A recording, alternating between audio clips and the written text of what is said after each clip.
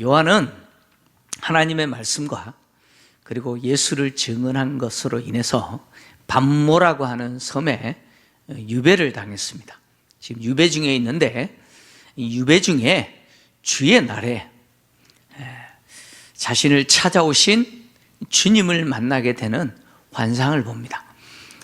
특히 이 주의 날에 성령의 감동을 받아서, 성령에 감동되어서 주님을 만나게 되는데, 오늘 요한은 자기가 본 이 환상을 주의 날에 봤다 이렇게 이야기합니다.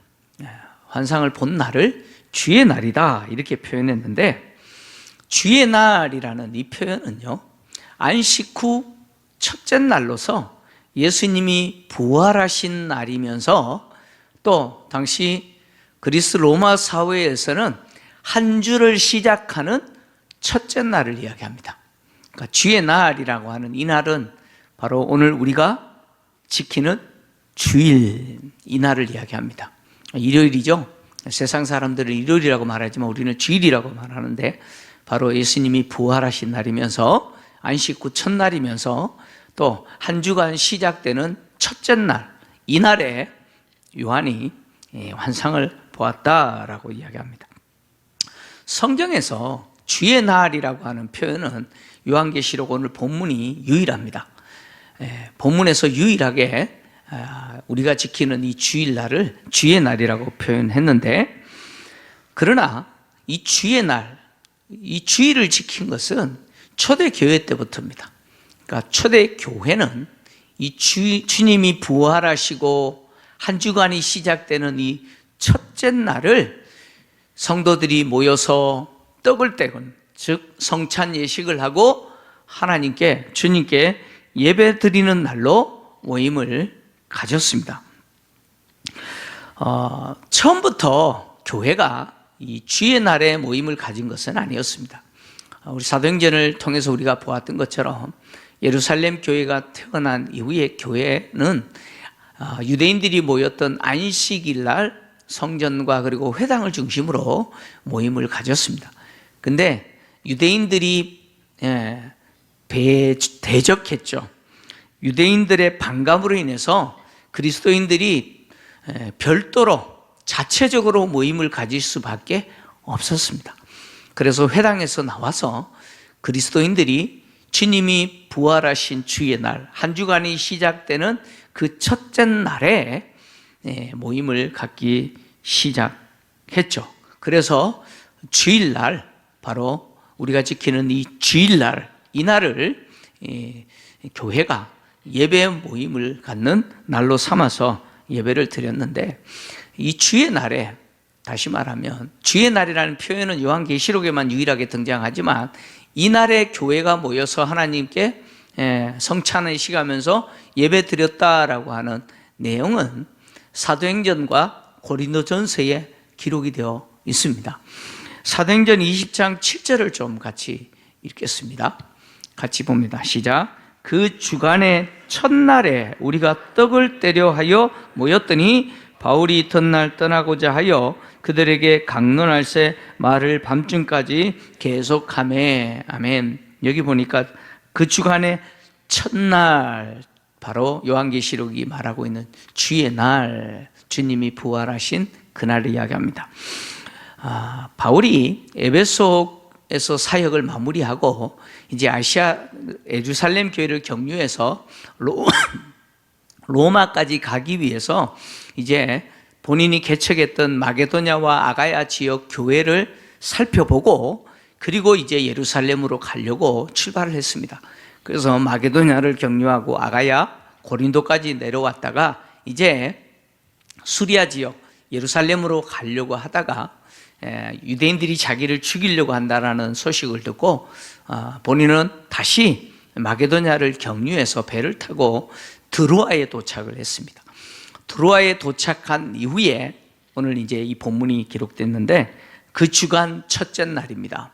바로 주일날, 주님이 부활하신 이 날에 떡을 떼려 모였다는 거예요. 다시 말하면 성찬 예식을 하면서 하나님의 말씀을 나누는 그 예배 모임을 갖기 위해서 모였는데, 바울이 설교를 했는데 길게 했던 것 같아요.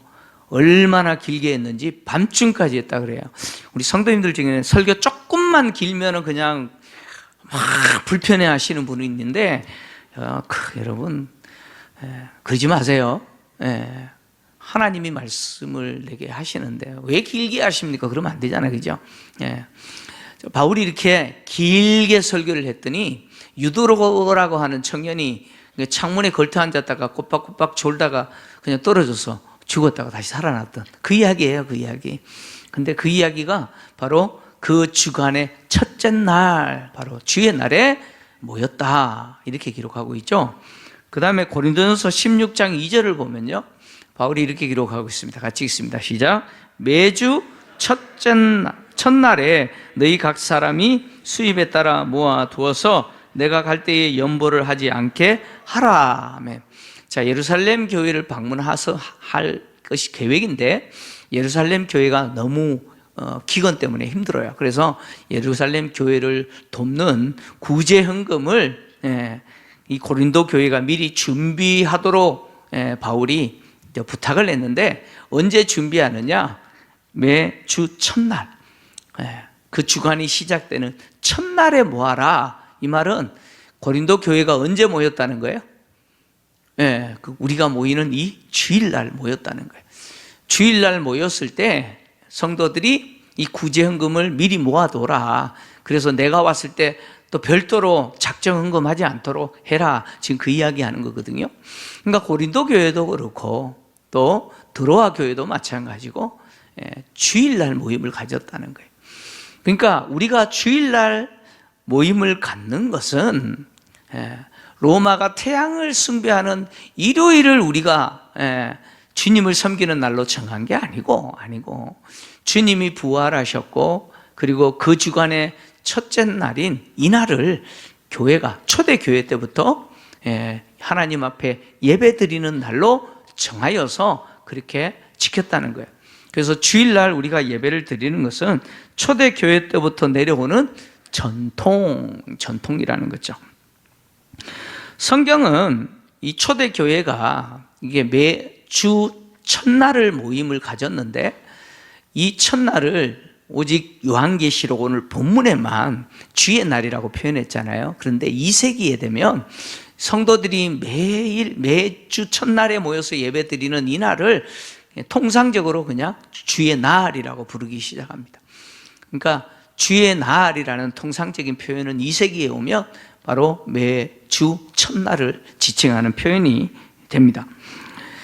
요한이 이렇게 주의 날에 환상을 보았는데, 요한이 이 환상을 본 날을 주의 날이라고 구체적으로 이렇게 표현한 이유는 뭐냐면, 이 주의 날에 요한이 뭘 하다가 환상을 봤냐면 예배 드리다가 환상을 봤다는 거예요.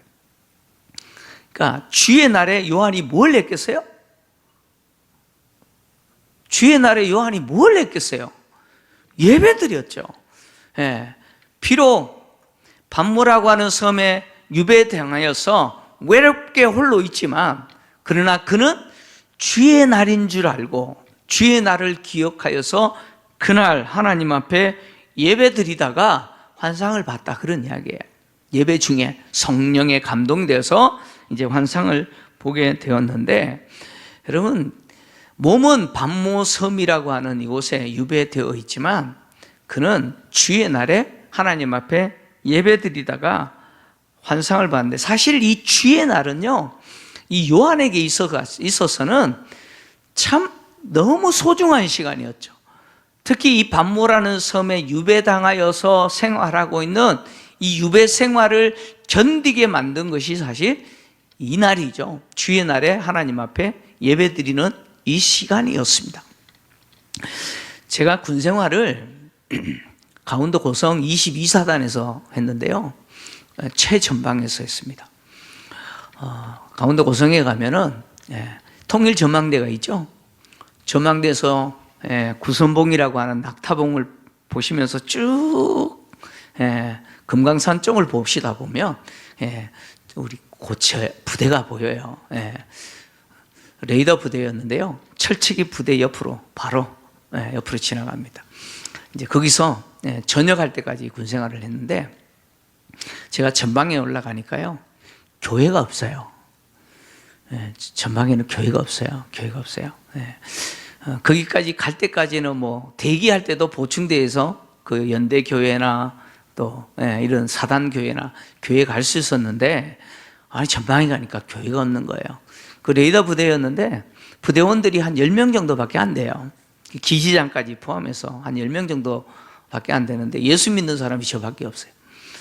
그래서 주일날 제가 어떻게 했냐, 그럼 그 내무반 그 구석에서 혼자 성경 펴놓고 사도신경하고 성경 5장에서 10장 정도 있는 것으로 혼자 주일 예배 드리는 거예요.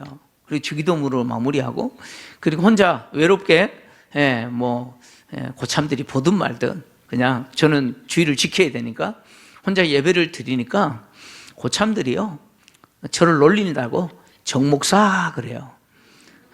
저를 놀린다고요. 그때부터 제가 목사가 돼가지고 지금 드디어 목사가 돼버렸어요. 그냥. 저는 그렇게 예배를 드리는데 참 처음 이렇게 혼자 이렇게 외롭게 예배를 드리는데요, 어떤 생각이 드냐면, 교회에서 주일날 내가 했던 사역이 파노라마처럼 지나가요.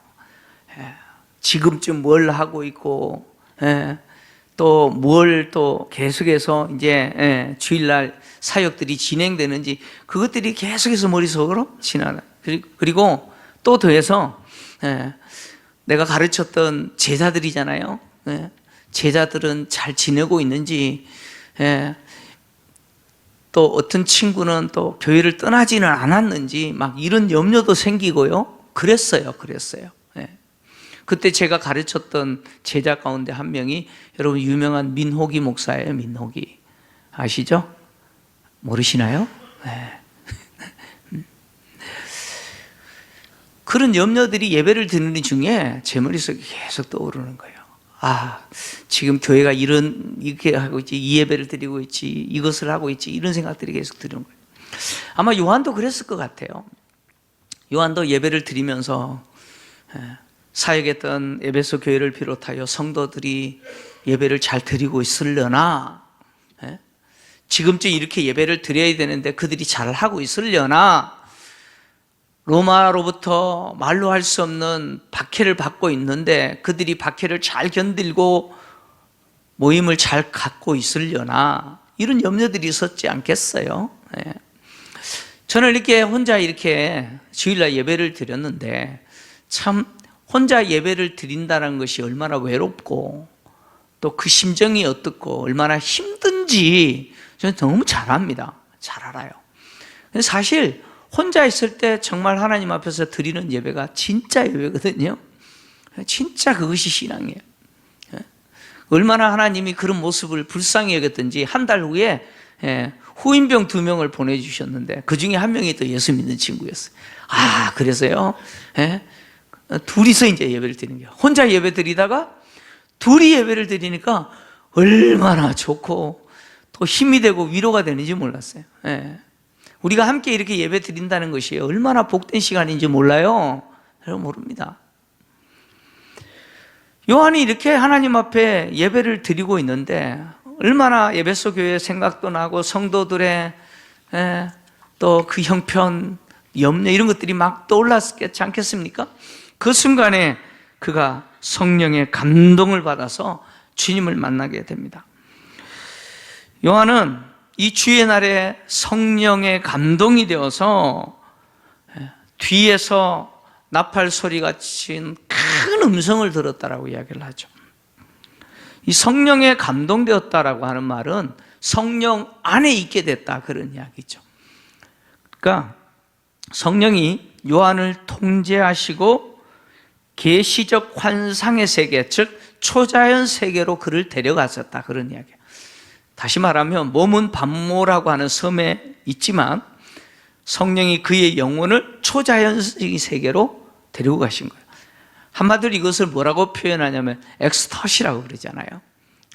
환각 상태다, 이렇게 표현할 수 있죠. 근데 우리가 아는 그 환각 상태는 정신이 없는 거잖아요, 그죠?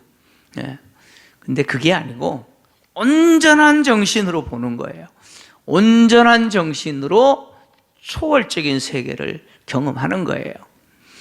이것은 구약 성경에 보면 다니엘이나 에스겔 선지자들이 경험했던 것이죠. 성령이, 하나님의 영이 그들을 이끌어 가시는 모습이죠. 요한도 그런 경험을 한 거예요. 그래서 요한이 본 이 환상은 정신없이 본 게 아니고요, 온전한 정신으로 본 거예요. 그리고 그가 온전한 정신으로 이 초월적인 환상을 보았다라고 하는 것은 바로 요한이 보고 기록한 이 계시록은 바로 하나님이 그에게 주신 말씀, 하나님의 말씀이라는 것이죠. 그러니까 요한이 기록한 이 내용은 요한이 정신없는 가운데 본 이상한 환상이 아니고 온전한 정신에서 성령의 감동을 통해서 하나님이 그에게 보여주신 것이고 기록하게 하신 것이죠. 그래서 이것은 하나님의 말씀이라는 사실을 우리는 압니다. 왜냐? 하나님의 말씀이라고 하는 것은 성령의 감동함을 받은 사람들이 하나님께 받아 기록한 거잖아요. 그래서 디모데후서 3장 16절을 보면 바울이 모든 성경은 하나님의 감동으로 된 것으로 교훈과 책망과 바르게 함과 의로 교육하기에 유익하다라고 했잖아요. 그 성경은 하나님의 감동하심으로 그 저자들이 기록한 거예요.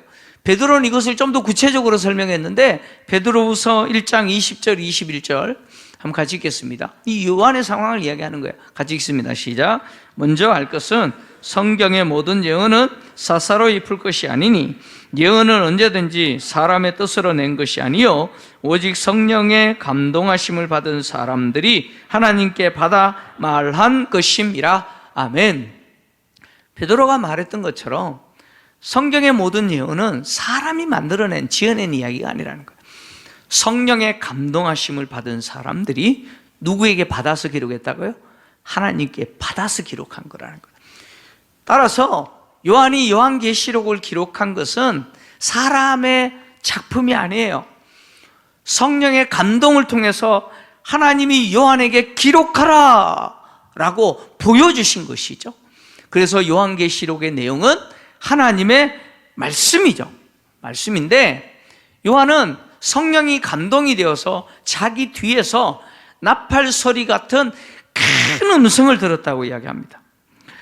나팔 소리 같은 큰 음성을 들었다라고 하는 말은 선명하게 들었다는 말이에요? 희미하게 들었다는 말이에요? 너무나 선명하게 들었다는 거예요. 알아듣지 못할 정도로 개미 소리 같은 소리로 들은 게 아니고 나팔 소리같이 뻥 하는 소리와 같이 너무나 귀에 크게 선명하게 당신에게 말씀하시는 음성을 들었다는 거예요. 그리고 나팔 소리같이 큰 음성으로 자신에게 말씀하고 계시는 분은 누구예요? 인자 같으니 바로 예수 그리스도예요. 그 음성은 예수 그리스도의 음성이었습니다. 요한이 자기에게 말씀하신 예수님의 음성을 왜 나팔 소리 같은 큰 음성이라고 표현했느냐? 너무나 선명하게 들었기 때문이기도 하지만 바로 자기에게 말씀하시기 위해서 오신 예수는 하나님의 오심이었다는 거예요. 그 주일날에 성령 감동함을 받은 요한에게 찾아오셔서 말씀하신 그 주님은 바로 하나님의 오심이었다는 거예요. 그래서 구약 성경을 보면 하나님이 이스라엘 백성들을 애굽에서 건져내신 이후에 시내산에서 그들을 만나십니다. 그들을 만나시는 장면이 기록되어 있는데 이렇게 기록되어 있어요. 출애굽기 19장 16절에서 19절 좀 같이 읽겠습니다. 시작. 셋째 날 아침에 우레와 번개와 빽빽한 구름이 산 위에 있고 나팔 소리가 매우 크게 들리니 진중에 있는 모든 백성이 다 떨더라. 모세가 하나님을 맞으려고 백성을 거느리고 진에서 나오매 그들이 산 기슭에 서 있는데 시내산의 연기가 자욱하니 여호와께서 불 가운데서 극이 강림하심이라. 그 연기가 옹기가마 연기같이 떠오르고 온 산이 크게 진동하며 나팔 소리가 점점 커질 때에 모세가 말한즉 하나님이 음성으로 대답하시더라. 아멘. 하나님이 이스라엘 백성들을 찾아오셨어요. 시내산에 임재하셨어요. 하나님이 임재하실 때 이스라엘 백성들은 눈으로 보았을 뿐만 아니라 귀로 들었어요. 귀로 무엇을 들었어요? 나팔 소리를 들었어요. 하늘을 울리고 땅을 진동시키는 큰 나팔 소리, 점점 커지는 그 나팔 소리를 들었습니다. 그 나팔 소리는 무슨 역할을 합니까? 누가 오신다고요? 누가 오신다고요? 예, 하나님이 오신다는 거예요. 하나님의 임재를 알리는 역할을 하는 것이 나팔 소리 아닙니까? 여러분, 옛날에 임금이 행차하면은 앞에서 누가 뭐라 그래요? 임금이 행차하면은 외치는 사람이 있잖아요, 그죠? 뭐 나팔을 불든지 아니면 허이 물러거라 그러죠, 그죠? 사극 좀 보십시오. 예. 그 나팔 소리 역할이에요. 누가 오신다고요? 왕이 오신다는 거예요. 하나님이 오신다는 거예요. 하나님이 임재하신다는 거예요. 하나님의 임재를 알리는 역할이 나팔 소리 하는 거예요. 요한은 나팔 소리 같은 큰 음성, 그 소리를 들었다라고 말하면서 예수님의 오심, 나에게 말씀하시는 그 큰 음성으로 말씀하시는 그 예수님은 누구의 오심이라고요? 하나님의 오심이었다는 거예요. 신의 현현을 알리는 나팔 소리 같은 소리를 들었다는 거예요. 다시 말하면 요한에게 오셔서 말씀하시는 그 예수님은 하나님의 영광과 능력과 권세를 가지신 분이 오신 거예요. 바로 그분이 예수 그리스도라는 것이죠. 주님은 땅에 계실 때 당신의 제자들에게 당신이 다시 오시는 재림 때에 이런 일이 있을 거라고 말씀하셨잖아요. 그 이런 일 중에 나팔 소리를 들을 것이라고 이야기합니다. 마태복음 24장 30절에서 31절 같이 읽습니다. 시작. 그때에 인자의 징조가 하늘에서 보이겠고 그때에 땅의 모든 족속들이 통곡하며 그들이 인자가 구름을 타고 능력과 큰 영광으로 오는 것을 보리라. 그가 큰 나팔 소리와 함께 천사들을 보내리니 그들이 그의 택하신 자들을 하늘 이 끝에서 저 끝까지 사방에서 모으리라. 아멘. 주님은 제자들을 향해서 당신이 다시 오실 때 세상의 모든 민족이 눈으로 오시는 주님을 보게 될 것이다. 그리고 귀로는 무슨 소리를 들어요? 나팔 소리를 들을 것이다. 바울도 동일하게 이야기했습니다. 바울도 데살로니가전서 4장 16절에서 이렇게 기록을 했어요. 같이 읽습니다. 시작. 주께서 호령과 천사장의 소리와 하나님의 나팔 소리로 친히 하늘로부터 강림하시리니 그리스도 안에서 죽은 자들이 먼저 일어나고. 아멘. 요한이 들었던 나팔 소리 같은 큰 음성은 바로 오신 예수님이 하나님의 영광과 능력과 권세를 가지고 오시는 분이라는 거예요. 하나님이 오셨다는 거예요. 여러분, 우리가 믿는 예수는 그런 분이시죠. 믿습니까? 내가 믿는 예수, 나를 구원해 주시는 그 예수는요, 바로 하나님이시죠. 하나님의 영광과 능력과 권세를 가지신 분이에요. 그분이 이제 다시 오실 거예요. 그때 우리 눈으로 그분의 오심을 볼 뿐만 아니라 우리의 귀로 그분의 오심을 알리는 그 우렁찬 하나님의 나팔 소리를 우리는 듣게 될 겁니다. 이렇게 나팔 소리 같은 큰 음성이 요한 뒤에 들렸는데 그 음성의 내용은 뭐냐? 네가 보는 것을 두루마리에 기록하여 아시아의 7교회 에베소, 서머나, 버가모, 두아디라, 사데, 빌라델비아, 라오디기아 교회에 전해라 라고 하는 내용이죠. 아시아의 7교회 에서 버두 사빌라 총신대신대학원 입시 시험 공부하면서 이 7교회 문제 나오면 외우려고 앞에 글자만 따서 외웠어요. 에서 버두 사빌라, 에베소 교회, 서머나 교회, 버가모 교회, 그 다음에 두아디라, 사대, 빌라델비아, 라오디게아, 이 7교회. 이 교회에서 보내라 이렇게 이야기했습니다. 자, 주님이 요한에게 본 것을 두루마리에 기록하여서 이 7교회에 보내라 라고 말씀하셨는데, 이 7교회를 선택하신 이유가 있어요. 아시아에는 이 7교회만이 아니라 드로아 교회도 있고요, 골로새 교회도 있고요, 히에라볼리 교회도 있고요, 다른 교회들이 있었어요. 근데 왜 이 7교회만 선택하셨느냐? 3가지 이유 때문에 그래요. 첫 번째, 이 7교회를 선택하신 특징적인 이유는 뭐냐면 지리적인 이유 때문입니다. 두 번째는요, 이 7교회는 황제 숭배와 관련됩니다. 그리고 이 7교회는 세상에 있는 모든 교회들이 갖고 있는 이야기들을 다 갖고 있는 교회들입니다.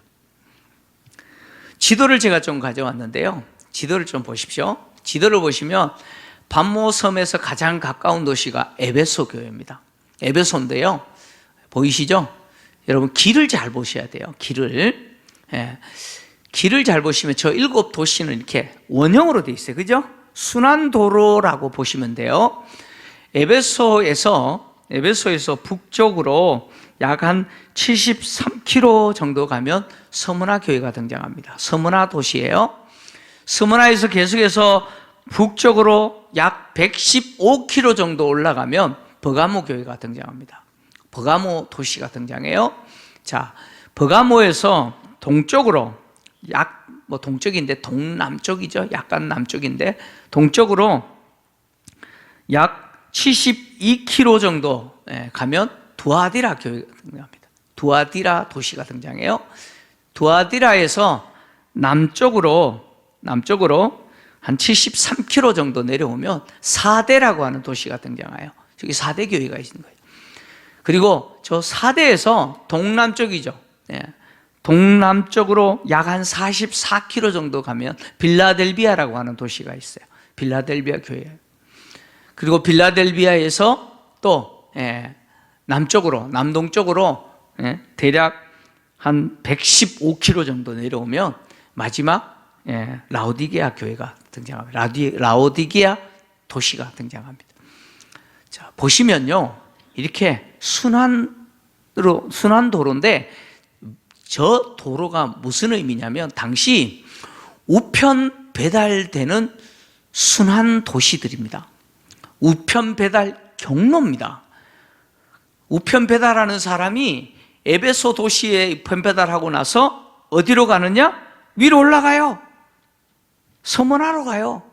그리고 서문화에 전달하고 서문화에서 어디로 가요? 버가모로 가요. 버가모에서 우편 전달하고 나서 두아디라로 가고 다시 사대, 빌라델비아, 라오디게아, 이런 순으로 우편 배달되는 순환 도시들입니다. 우편 배달 경로예요, 경로. 자, 주님이 요한에게 요한계시록을 기록해서 전달할 때 이 우편이 배달되는 이 경로를 주님이 이용하신 거예요. 그래서 이 경로 중에 있는 이 7도시 교회들을 주님이 선정하시고 이렇게 전해라 라고 하신 것이죠. 지리적인 특징 때문입니다. 7교회가 선택된 것은. 그다음에 두 번째 이유는 뭐냐면 이 도시들은요, 황제 숭배와 관계됩니다. 이 도시들은 황제 숭배하는 도시들이었습니다. 특히 이 7도시 가운데 두아디라라고 하는 도시를 제외한 나머지 6도시는요, 황제를 위한 신전, 즉 황제 숭배를 위한 신전이 있었습니다. 두아디라를 제외한 나머지 6도시는 황제 숭배를 위한 신전이 있었어요. 그리고 빌라델비아와 라오디게아를 제외한 나머지 5도시에는 황제 숭배를 위한 사제들과 그리고 제단들, 제물을 바치는 제단들이 있었습니다. 그러니까 아시아 지역에 있어서 이 7도시는 가장 황제 숭배가 열렬하게 진행되었던 도시들이었습니다. 그러니까 이 도시에서 신앙생활하는 성도들이 얼마나 힘들었겠습니까? 그 황제 숭배를 거절한 것 때문에 얼마나 고난을 당했는지 모릅니다. 그 다음에 세 번째 이 도시들이 선택된 특징은 뭐냐면, 이제 2장에서 이 도시에 세워진 각 교회들에 대한 메시지가 기록되어 있는데, 각 교회에 대한 내용들이 다 틀려요. 그 교회가 처한 형편에 대해서 기록을 했거든요. 근데 이 7 교회에 대한 내용들을 보면 땅에 있는 모든 교회들이 갖고 있는 문제들을 다 갖고 있다는 것을 확인할 수 있습니다. 그러니까 이 7 교회는 땅에 있는 모든 교회들이 갖고 있는 그 문제들을 다 갖고 있는 교회들로서 땅에 있는 지상 교회들을 대표하는 교회들이라는 거예요. 그래서 이 7 교회에 대한 성령의 메시지, 하나님의 말씀을 보면 우리 교회 이야기라는 거예요. 우리 교회 이야기를 하고 있다는 거예요. 땅에 있는 모든 교회들에 대해서 이야기하고 있다는 사실을 알게 됩니다. 그래서 주님이 이 7 교회를 선정하시고 이 7 교회에 본 것을 두루마리에 기록하여 전달해라 라고 했습니다. 전달해라 라고 말씀하실 때 그냥 조용하게 말씀하신 것이 아니라 나팔 소리같이 큰 음성으로 말씀하셨습니다. 그러면 기록해야 됩니까? 하지 않아도 됩니까? 기록해야죠. 자, 기록했으면 전달해야 돼요? 안 해야 돼요? 전달해야죠. 전달하고 나면 에베소 교회에서부터 시작해서 라오디게아 교회까지 이 7 교회는 자신들에게 전달된 이 내용을 읽어야 됩니까? 들어야 됩니까? 듣지 않아도 됩니까? 읽어야 되고 들어야 되죠. 반드시 들어야 됩니다. 선택의 여지가 없어요. 이것은 반드시 해야 되는 거라는 거예요. 주님은 요한에게 나팔 소리같이 큰 음성으로 반드시 기록해야 되고 반드시 전달해야 되고, 또 전달된 내용에 대해서 교회들은 반드시 읽어야 된다는 거예요. 그럼 제가 이 요한계시록을 준비하면서 참 놀랍다.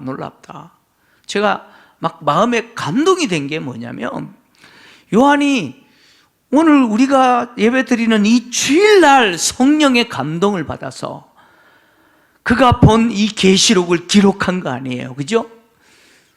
주의 날 성령의 감동으로 기록한 이 요한계시록의 내용이 전달되어졌고, 그것이 오늘 우리 손에까지 전달되어서 이 주의 날 요한이 성령 감동되어서 기록했던 그날에 우리가 요한이 기록한 그 내용을 듣고 있잖아요. 할렐루야. 여러분, 감동적이지 않습니까?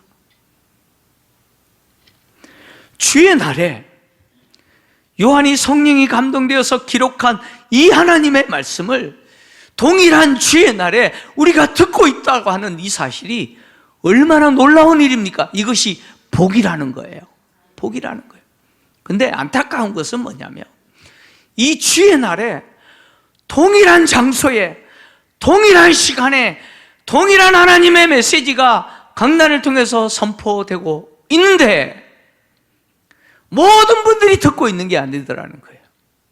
어떤 분들에게는 전혀 들리지 않는다는 거예요. 왜 들리지 않을까요?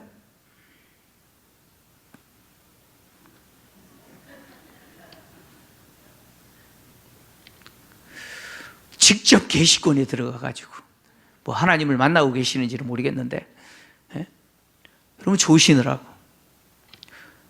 왜요? 왜 말씀이 안 들려요? 피곤함이 때문에요? 왜 집중이 안 돼요? 피곤하기 때문에요? 아닙니다. 이거 피곤하고 상관없어요. 이건 영적인 전쟁이에요. 영적인 전쟁에서 지기 때문이에요. 지기 때문이에요. 그래서 예수님이 10분의 1 비유를 통해서 이 내용을 말씀을 하셨어요. 10분의 1 비유를 통해서 첫 번째 씨를 뿌렸는데 길가에 떨어졌다 그랬죠. 그 내용이 마가복음 4장 3절에서 4절인데요. 한번 같이 읽겠습니다. 시작. 들으라, 씨를 뿌리는 자가 뿌리러 나가서 뿌릴새 들으는 길 가에 떨어짐에 새들이 와서 먹어버렸고, 길 가에 떨어졌는데 새들이 와서 먹어버렸대요. 이게 무슨 내용이냐? 예수님이 해석을 해주셨어요. 마가복음 14장 14절 15절. 자, 해석을 해주셨는데 이렇게 말씀하셨어요. 같이 읽습니다. 시작. 뿌리는 자는 말씀을 뿌리는 것이라 말씀이 길가에 뿌려졌다는 것은 이들을 가리킴이니 곧 말씀을 들을 때에 사탄이 즉시 와서 그들에게 뿌려진 말씀을 빼앗은 것이요. 말씀이 길가에 떨어졌는데 새들이 와서 먹어버린 것은 어떤 사람을 이야기하느냐? 똑같은 장소에 똑같은 시간에 똑같이 하나님의 말씀이 뿌려지고 있는데 말씀이 안 들려요. 왜 안 들려요? 사탄이 와서 그 말씀을 어떻게 해요? 뺏어버렸다는 거예요. 뺏어버렸다는 거예요. 치열하게 지금 영적인 전쟁이 벌어지고 있는데 사탄이 말씀을 뺏어가는데 뭐예요? 가만히 있어요. 뺏겨요, 말씀. 졸려서 집중이 안 돼서 딴 생각하고. 누가 그렇게 하고 있어요? 누가 나에게 자꾸 졸리게 만들고요? 참 신기한 분을 제가 봤는데요, 집에서는 불면증 때문에 잠을 못 주무시는데 예배 시간만 되면 그렇게 잠이 잘 오신대요. 설교만 시작되면 그냥 곤히 주무시는데 설교 마지막에 축원합니다 그러면 정신이 번쩍 드는 거예요. 왜 그래요? 영적 전쟁이라서 그래요. 사탄이 나에게 말씀을 듣지 못하도록 어떻게 해요?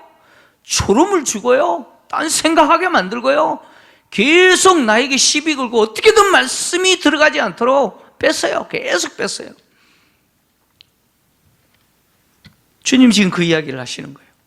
왜 내가 말씀 집중 안 되지? 왜 내가 말씀 들을 때마다 졸리지? 사탄이 여러분들로 하여금 말씀 듣지 못하게 하는 거예요. 그래서 그 결과 어떤 일이 일어납니까? 그 말씀을 듣고 순종하는 자가 30배, 60배, 100배의 결실을 맺고 그 결실을 누리는 그 복을 못 누리는 거예요. 내가 못 누리는 거예요. 순종은 들으면서 나오잖아요, 그죠? 그리고 들음의 내용은 하나님의 말씀이잖아요. 하나님의 말씀을 듣고 그 말씀에 순종할 때 나에게 어떤 일이 일어납니까? 하나님 주시는 놀라운 복이 일어나는 거예요. 30배, 60배, 100배의 결실을 맺게 되는 그 복을 누리게 되는 것이죠. 그래서 어떤 사람이 복이 있느냐? 들을 수 있는 귀 있는 자가 복이 있는 거예요. 귀 있는 자는 들을지어다 예수님이 말씀하셨는데, 그 말은 듣고 순종하는 자가 복이 있다는 거예요. 믿음이 자라는 사람, 신앙이 성숙해지셔서 정말 주님을 닮아가는 사람들의 모습에 특징이 있어요. 그분들의 특징이 있어요. 그분들은 어떤 특징이 있느냐? 말씀을 듣는 자리를 귀하게 여겨요. 말씀 듣는 자리 귀하게 여겨요. 그리고 말씀 들을 때요, 한 말씀도 잃어버리지 않으려고 눈 똑바로 뜨고 마치 설교자 잡아먹을 듯이 쳐다보십니다. 진짜 그래요. 그런 분들은요, 사탄이 말씀을 뺏어갈 수도 없어요. 그래서 말씀을 들을 때마다 그 말씀이 내 마음에 옥토가 되어서 30배, 60배, 100배의 결실을 맺게 만드는 거예요. 여러분, 우리가 사는 길은 육체의 양식만 먹고 사는 자가 아니죠. 그러잖아요? 우리는 떡으로만 사는 존재가 아니에요. 우리는 하나님의 입에서 나오는 모든 말씀으로 사는 존재예요. 영적인 양식을 먹지 아니하고는 우리의 삶이 피폐하고 황폐해질 수밖에 없는 거예요. 메마를 수밖에 없는 거예요. 우리가 하나님의 말씀을 듣고 그 말씀에 순종하는 것을 통해서 하나님 주시는 30배, 60배, 100배의 그 소득을 누릴 때, 그 풍요로운 삶을 살 때 우리의 생명이 살아나고 우리의 인생이 생명길을 걷는 것이죠. 근데 자꾸 자꾸 사탄이 와서 말씀을 뺏는데도 불구하고 몰라요.